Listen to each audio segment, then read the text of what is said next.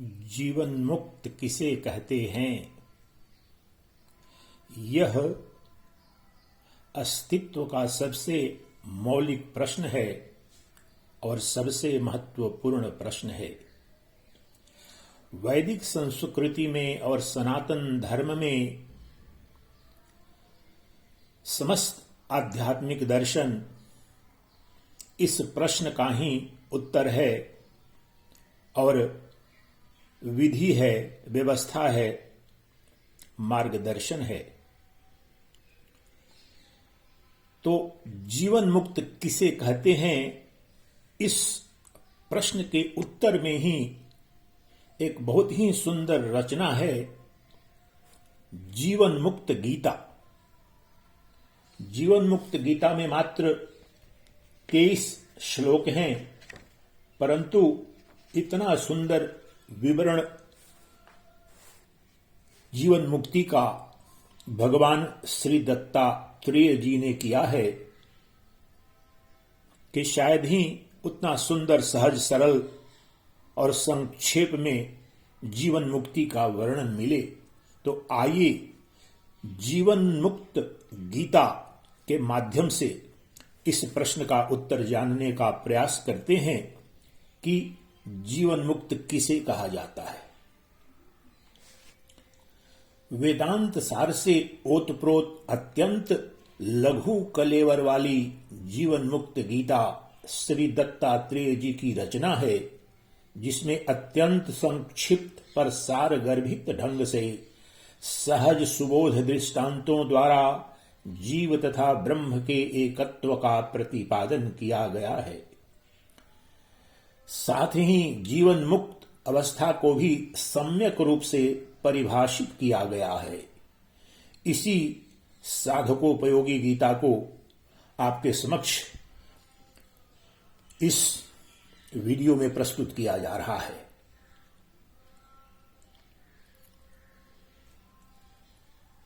जीवन मुक्तिश्च या मुक्ति सा मुक्ति पिंडपातने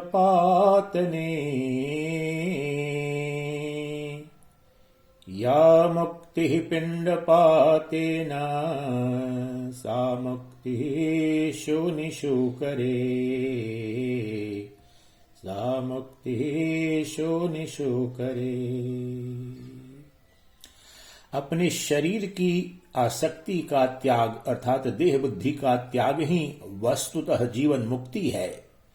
शरीर के नाश होने पर शरीर से जो मुक्ति होती है वह तो शूकर कूकर को भी प्राप्त हो जाती है और अन्य प्राणियों को भी प्राप्त हो जाती है। जीवः शिवः सर्वमेव भूतेष्वेवं व्यवस्थितः एवमेवाभिपश्यन् हि जीवन्मुक्तः स उच्यते। शिव ही सभी प्राणियों में जीव रूप से विराजमान हैं। इस प्रकार देखने वाला अर्थात सर्वत्र भगवत दर्शन करने वाला मनुष्य ही वस्तुतः जीवन मुक्त कहा जाता है। एवं ब्रह्म जगत सर्वम् अखिलं भासते रवि संस्थितं सर्वभूतानां जीवन्मुक्तः स उच्यते जीवन्मुक्तः स उच्यते।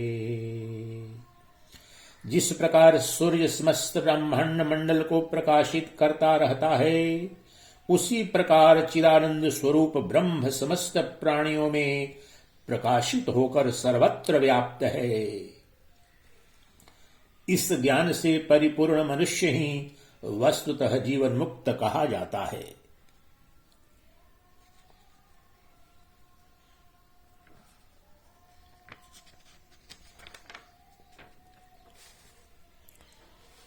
एकधा बहुधा चैव दृश्यते जलचन्द्रवत् आत्मज्ञानी तथैवैको जीवन्मुक्तः स उच्यते जीवन्मुक्तः स उच्यते। जैसे एक ही चंद्रमा अनेक जलाशयों में प्रतिबिंबित होकर अनेक रूपों में दिखाई देता है, उसी प्रकार यह अद्वितीय आत्मा अनेक देहों में भिन्न भिन्न रूप से दिखने पर भी एक ही है। इस आत्मज्ञान को प्राप्त मनुष्य ही वस्तुतः जीवन मुक्त कहा जाता है। सर्वभूते स्थितं ब्रह्म भेदा भेदो न विद्यते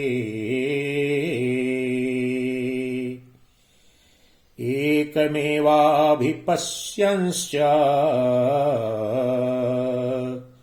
जीवन्मुक्तः स उच्यते जीवन्मुक्तः स उच्यते।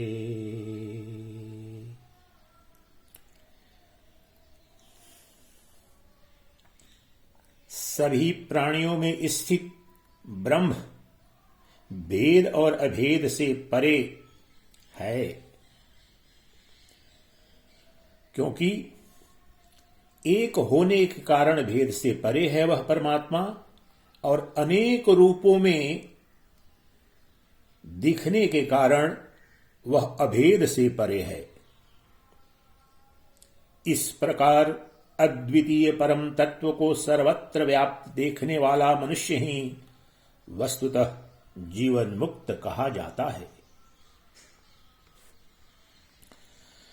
तत्वं क्षेत्रं व्योमातीतम्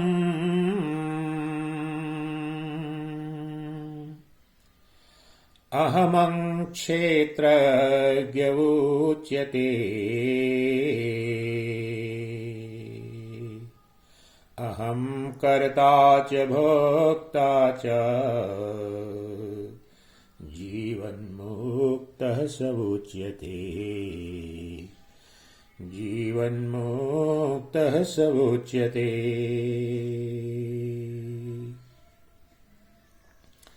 पृथ्वी, जल, अग्नि, वायु और आकाश, इन पंच तत्वों से बना यह शरीर ही क्षत्र है, तथा आकाश से परे अहंकार अर्थात मैंपना ही क्षेत्रज्ञ अर्थात शरीर रूपी क्षेत्र को जानने वाला कहा जाता है। शरीर रूपी क्षेत्र को जानने वाला अर्थात आत्मा, हमारे अंदर नित्य विद्यमान जो प्रकाशक है वह क्षेत्रज्ञ है, वही हमारा आत्मा है। यह मैं अर्थात अहंग वृत्ति, हमारी अंदर पाई जाने वाली अहंग वृत्ति ही समस्त कर्मों का कर्ता और कर्म फलों का भोक्ता है। चिदानंद स्वरूप आत्मा नहीं, आत्मा तो सदा ही अकर्ता अभोक्ता है। इस ज्ञान को धारण करने वाला ही वस्तुतः जीवन मुक्त कहा जाता है। समस्त कर्म धर्म और भोग तो शरीर, पंचेंद्रियों, प्राण मन बुद्धि अहंकार में ही है। आत्मा में न कोई धर्म है, न कोई कर्म है, न कोई कर्म फल है, न कोई कर्म भोग है। आत्मा तो शुद्ध सच्चिदानंद घन ब्रह्म ही है। इस तत्व को जानने वाला ही वस्तुतः जीवन मुक्त कहा जाता है।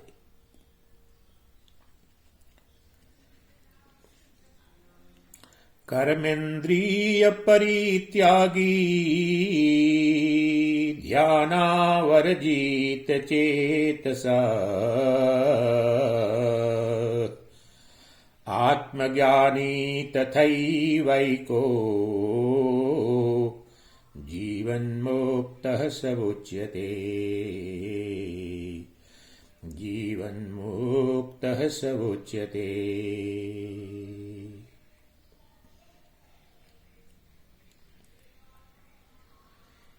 ध्यान से भरे एकाग्र चित्त वाला और कर्मेंद्रियों की हलचल से रहित अद्वितीय आत्म तत्व में लीन ज्ञानी ही वस्तुतः जीवन मुक्त कहा जाता है।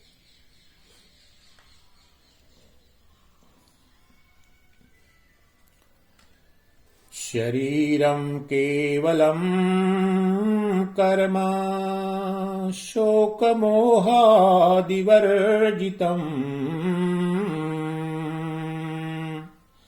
शुभाशुभ परित्यागे जीवन्मुक्तः स उच्यते। जीवन्मुक्तः स उच्यते।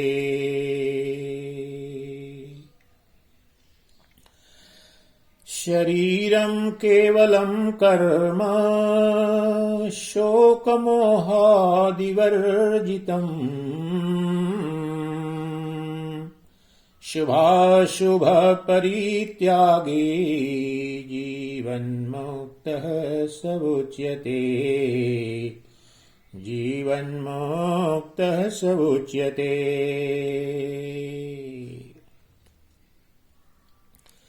जो मनुष्य शोक और मोह से रहित होकर यथा प्राप्त शरीर धर्म का पालन करता हुआ कर्म करता रहता है और शुभ अशुभ के भेद से ऊपर उठ गया है, ऐसा ज्ञानी मनुष्य ही जीवन मुक्त कहा जाता है। शुभ अशुभ से ऊपर उठने का तात्पर्य है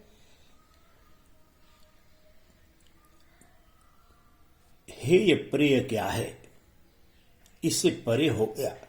न कुछ प्रिय है न कुछ हेय है, जो भी है एक सच्चिदानंद घन ब्रह्म ही है। इस ज्ञान में वह प्रतिष्ठित हो गया। वह नित्य अपने आत्मानंद का रसपान करता है, आत्म क्रीड़ा करता है, आत्मरति करता है, आत्म मैथुन करता है। इसलिए सर्वत्र वह एक अद्वितीय शुद्ध सच्चिदानंद घन ब्रह्म का ही दर्शन करता है। उसे ही जीवन मुक्त कहा जाता है। कर्म सर्वत्रयादिष्टम् न जानाति न किंचन कर्म ब्रह्म बीजानाति जीवन्मुक्तः स उच्यते।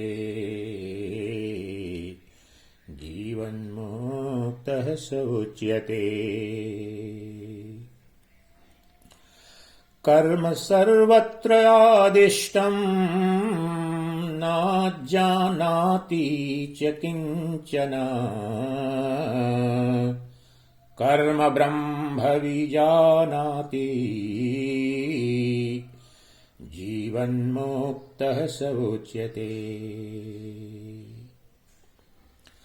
शास्त्र विहित कर्म के अतिरिक्त जो अन्य कुछ नहीं जानता तथा कर्म को ब्रह्म स्वरूप जानता हुआ संपादित करता रहता है, वही वस्तुतः जीवन मुक्त कहा जाता है। चिन्मयं व्यापितं सर्वं आकाशं जगदीश्वरम् सहितं सर्वभूतानां जीवन्मुक्तः स उच्यते। जीवन्मुक्तः स उच्यते। चिन्मयं व्यापितं सर्वं आकाशं जगदीश्वरम् सहितं सर्वभूतानां जीवन्मुक्तः स उच्यते।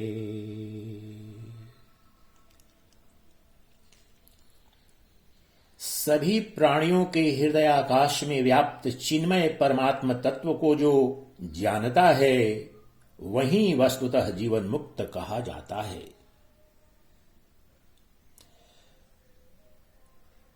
इस तत्व को भगवान कृष्ण ने भगवत गीता में कहा है ईश्वरः सर्वभूतानां हृदेशे अर्जुन तिष्ठति भ्रामयन् सर्वभूतानां यंत्रारूढ़ानि मायैः। एक शुद्ध सच्चिदानंद घन ब्रह्म ही सभी प्राणियों के आत्म स्वरूप, सबके अंदर, सबके हृदयाकाश में विद्यमान है। और उस तत्व को, उस ब्रह्म को, उस अपने आत्म स्वरूप ब्रह्म को जो जानता है, वही वास्तव में मुक्त कहा जाता है। वह सदा मुक्त ही है, वह जीवन मुक्त है, वह परम वैभव को उपलब्ध है, वह परम पद को उपलब्ध हो जाता है। उसे ही परम पुरुषार्थ कहते हैं, मोक्ष कहते हैं, निर्वाण कहते हैं, मुक्ति कहते हैं, कैवल्य कहते हैं, आत्मनिष्ठा कहते हैं, ब्रह्मनिष्ठा कहते हैं।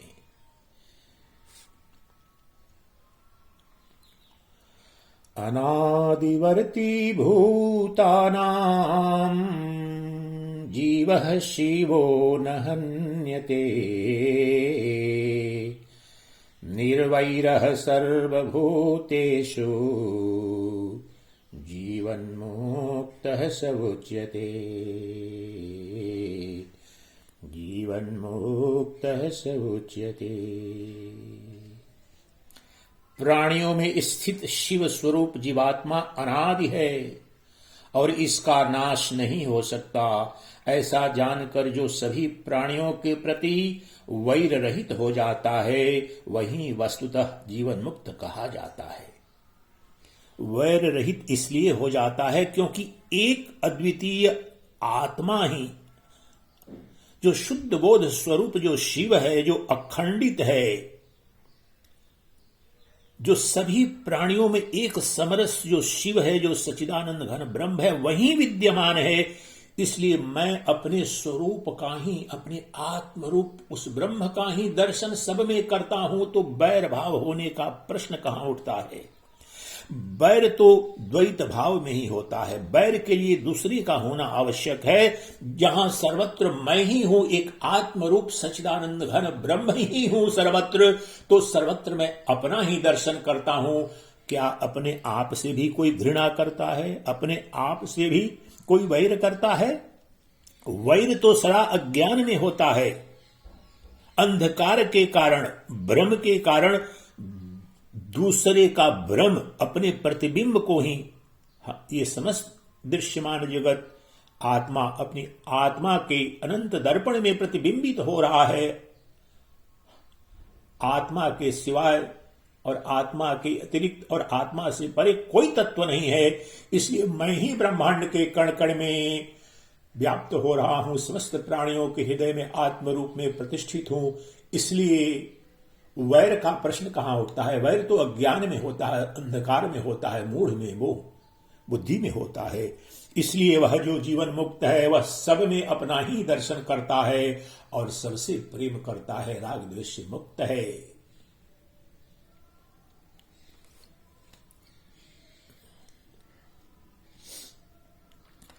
आत्मा गुरुस्त्वं विश्वं च चिदाकाशो न लिप्यते गतागतं द्यौर्नास्ति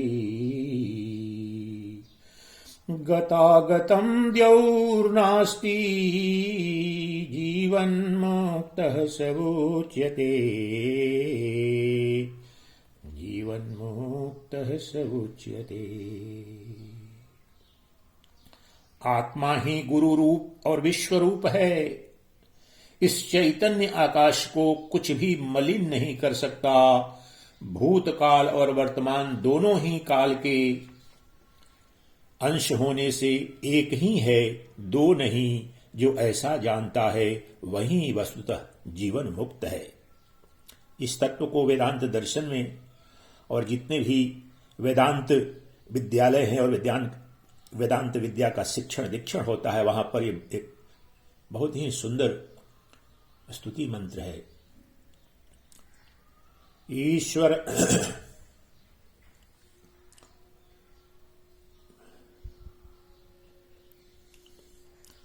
ईश्वरो गुरुः आत्मेति ईश्वरो गुरुः आत्मेति मूर्तिभेद विभागिने व्योमवत् व्याप्त देहाय दक्षिणामूर्तये नमः। ये परमहंस सन्यासियों के लिए महामंत्र के रूप में, जहां परमहंस सन्यासी विद्या का, उपनिषदों का जो ज्ञान पाठ होता है तो ये मंत्र जरूर बोला जाता है। अर्थात जो परमात्मा है, सच्चिदानंद ब्रह्म है, गुरु है और अपना आत्मा है, तीनों के तीनों एक ही हैं, दो नहीं हैं। जिस प्रकार से घट मठ आदि में एक आकाश ही व्याप्त होता है, उसी प्रकार इन समस्त शरीर रूपी घटों में एक अखंड शुद्ध बोध स्वरूप सच्चिदानंद घन ही व्याप्त है, जो उस दक्षिणामूर्ति, उस शिव को जानता है और उसी दक्षिणामूर्ति को प्रणाम करता है, जो अपना आत्म स्वरूप है, वही ब्रह्मज्ञानी है, वही आत्मज्ञानी है, वही जीवन मुक्त है। गर्भध्यानेन पश्यन्ति ज्ञानिनां नवोच्यते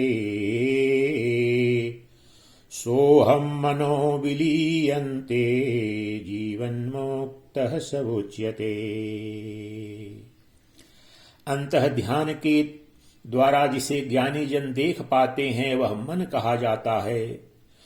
उस मन को सोहम अर्थात वह परम तत्व मैं ही हूं की भावना में जो विलीन कर लेता है, वही वस्तुतः जीवन मुक्त कहा जाता है। ऊर्ध्वध्यानेन पश्यन्ति विज्ञानम् अनवोच्यते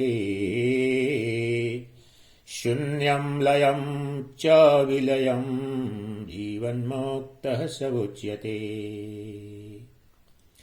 उच्च ध्यान में स्थित होकर जिस चैतन्य का दर्शन योगी जन करते हैं वह मन कहा जाता है।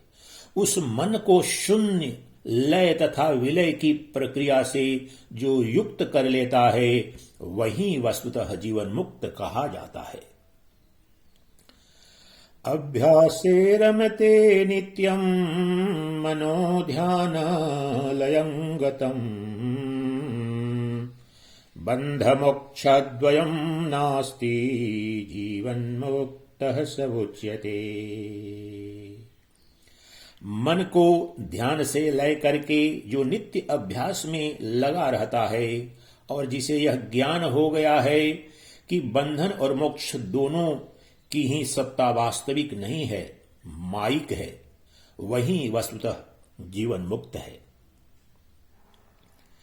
एकाकी रमते नित्यं स्वभाव गुणवर्जितम् ब्रह्म ज्ञान रसास्वादी जीवन्मुक्तः स उच्यते।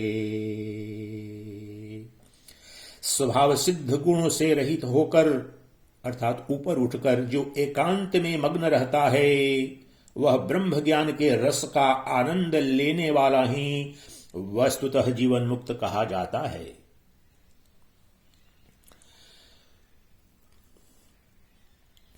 हृदि ध्यानेन पश्यन्ति प्रकाशं क्रियते मनः सोहम हंसेति पश्यन्ति जीवन्मुक्तः स उच्यते।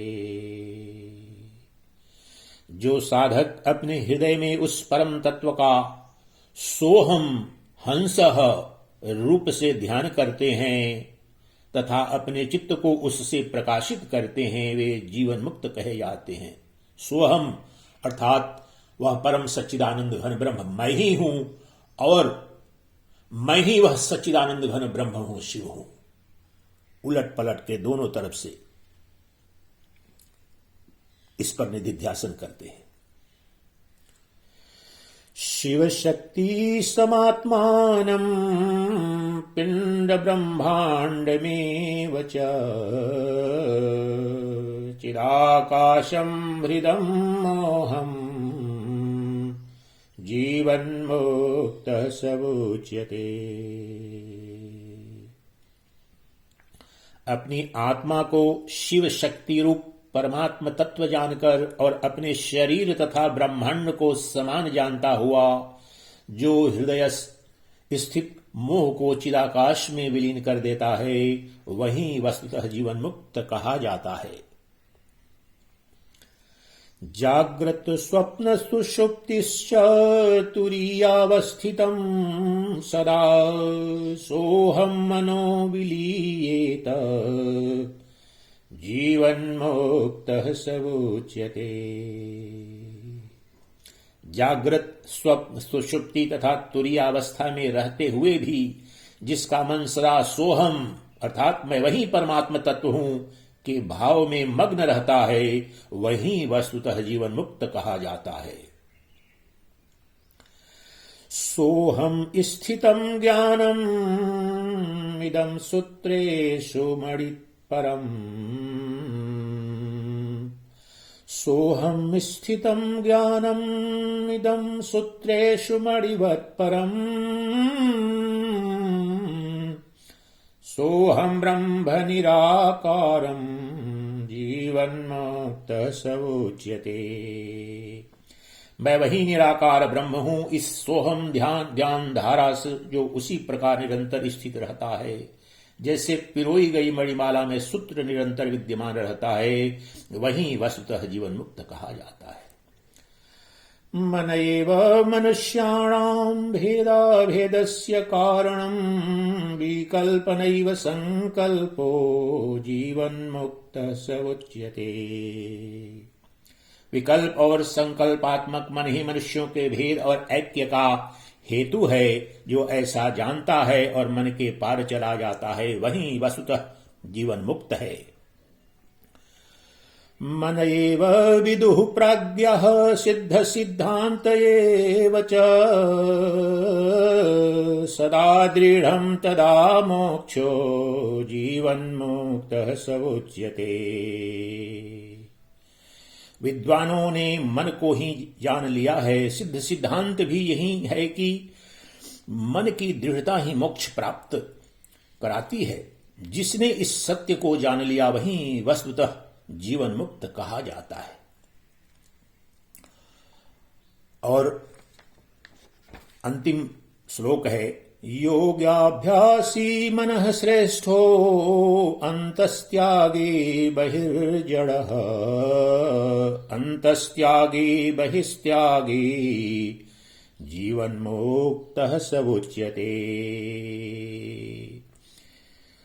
मन से अंतर्वृत्तियों का त्याग और बाह्य वृत्तियों की उपेक्षा करने वाला योगाभ्यासी श्रेष्ठ है, किंतु अंत और बाह्य दोनों वृत्तियों का मन से त्याग करने वाला ही वस्तुतः जीवन मुक्त कहा जाता है। इति श्रीमद् दत्तात्रेय कृता जीवन मुक्त गीता संपूर्ण। इस प्रकार से भगवान श्री दत्तात्रेय कृत जीवन मुक्त गीता में जीवन मुक्त किसे कहा जाते हैं, उसके क्या लक्षण है, इसका बड़ा ही सुंदर विवरण किया गया है। उसका आपने श्रवण किया। इसका नित्य श्रवण मनन निधि ध्यासन करने पर आप भी उस परम वैभव को उपलब्ध हो जाएंगे, यही मेरी कामना है।